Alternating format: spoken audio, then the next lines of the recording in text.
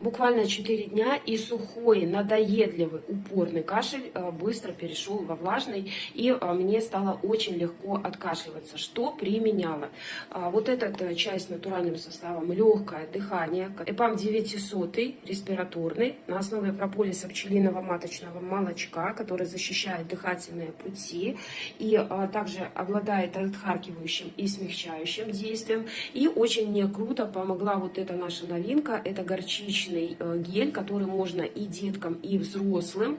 2 раза в день я им мазала грудь утром и вечером. Обладает прекрасным согревающим мягким действием, не оставляет никаких ожогов, покраснений, неприятных ощущений, как горчичник. Очень хорошо прогревает, поэтому вот эта парочка реально меня просто спасла от удушливого кашля. Есть противопоказания по всем вопросам.